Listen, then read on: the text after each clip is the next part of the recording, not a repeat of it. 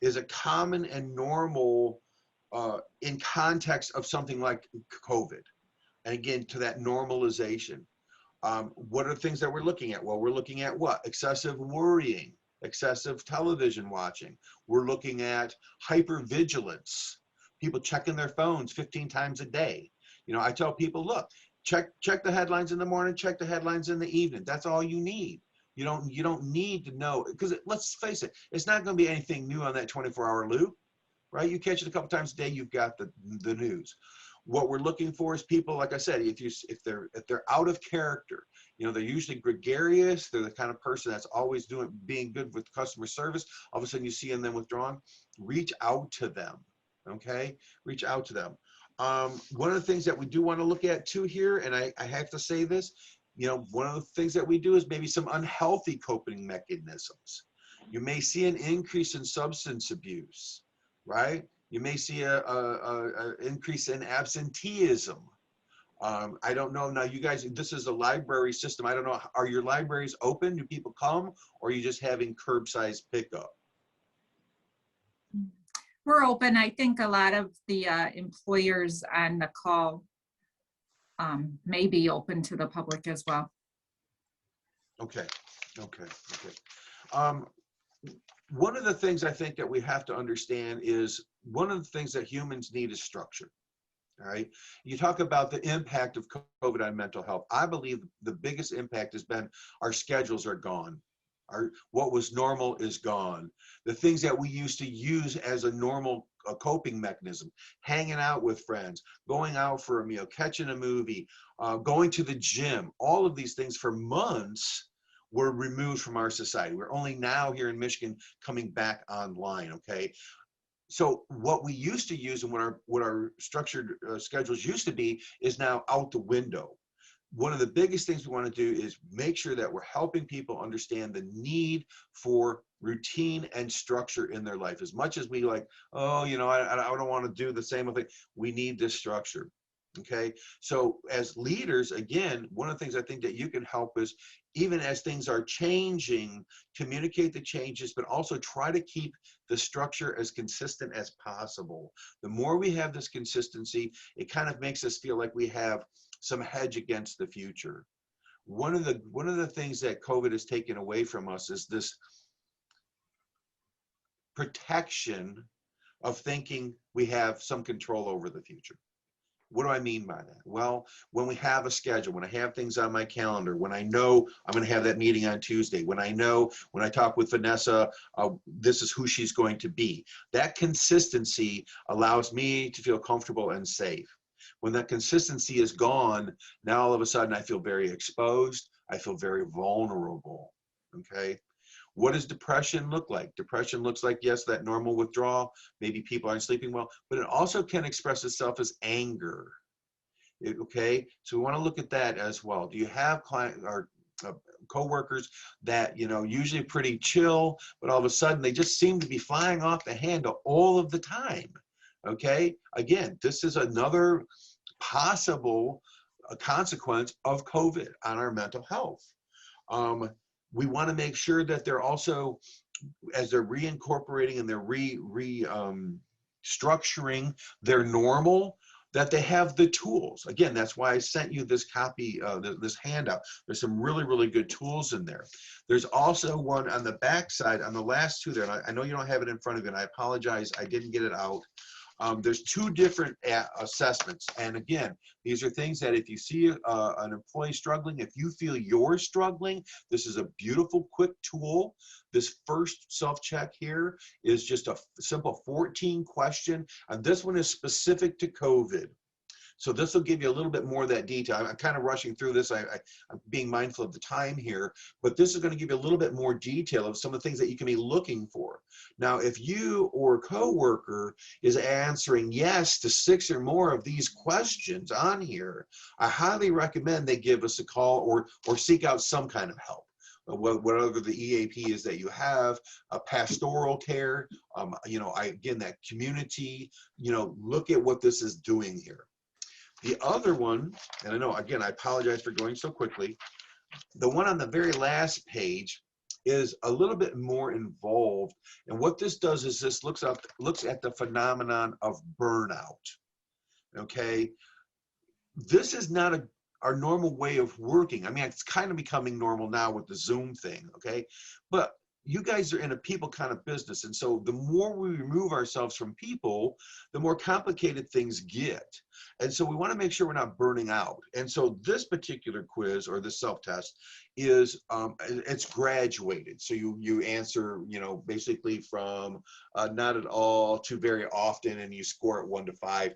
Then down in the bottom, it gives you how to interpret the score. Okay, again, if your score on this quiz is 50 points or higher, give us a call, reach out to pastoral care, reach out to psychotherapy, if you have a psychotherapist, something like that. Okay, how am I doing?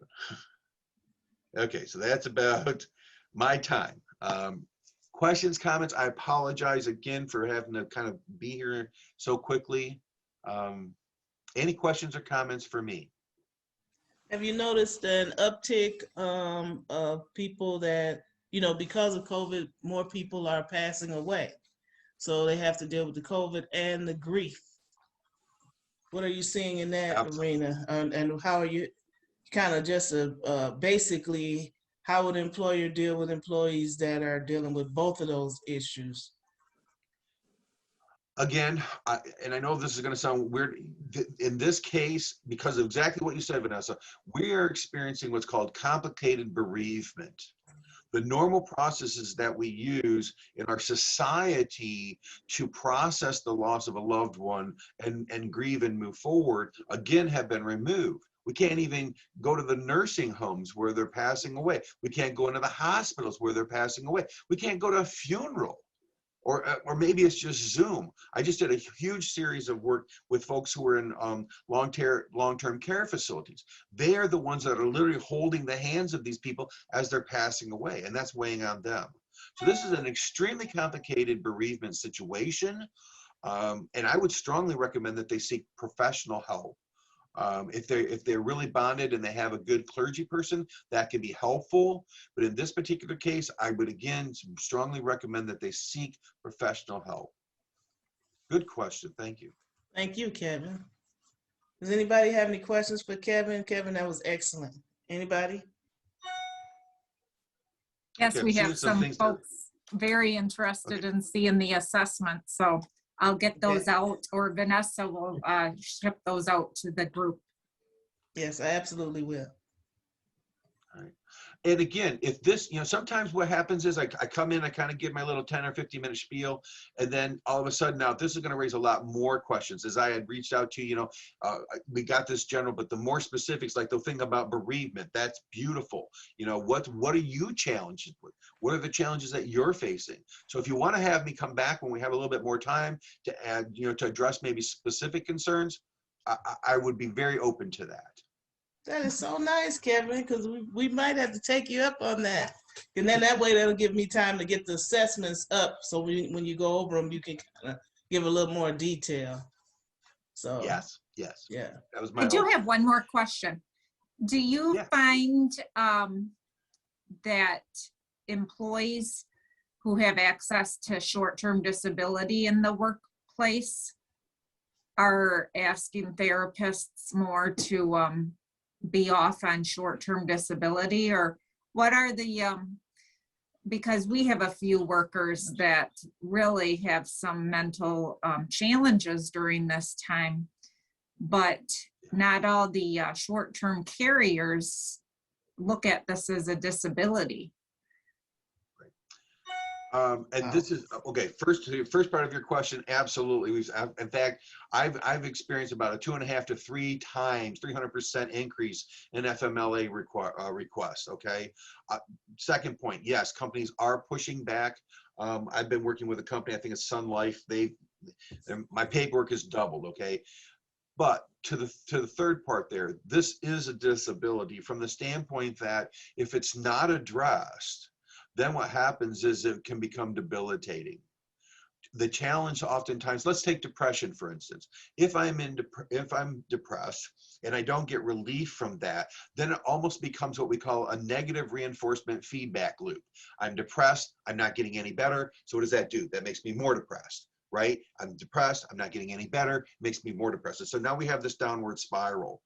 This will manifest not only in mental health issues, but this will also manifest in physical things. In that handout that I gave you, it talks about the autonomic nervous system a little bit, okay, about the parasympathetic and the sympathetic nervous system. If we are not managing this, we will start to have some serious physical injuries, okay? And so now you're going to have people out who are even out for longer because they're dealing with both the medical, emotional, but now they are the mental and emotional, but now they also have a medical component to it. So absolutely, I've seen an increase in requests for FMLA, and I've also found a lot of pushback on those requests, or a lot more relative to what I've experienced over the last 15 years. Good question. Anybody else? I see that Katrina asked, do you have some tips on how to handle stress and anxiety? This handout that you will be receiving is filled with pages and pages of it, okay? Everything from little short breathing techniques to longer term healthcare things. There's one in here that I would strongly recommend, and it's called, and actually the nice thing about it for now, it's free, and it's called Headspace. You can get this on your phone, or you can get it as an app or anything like that. And for right now, Governor Whitmer is paying the bill for this. As long as the COVID thing is going on, you can get it for free. So I highly recommend it, but you'll see that there are several different things here. Again, I apologize. I'd hoped this would be in your hands by the time we had this meeting, and it didn't make it there. So, okay. Okay, anybody else? Well, we do want to thank you for coming to this session this morning after being out of the office yesterday.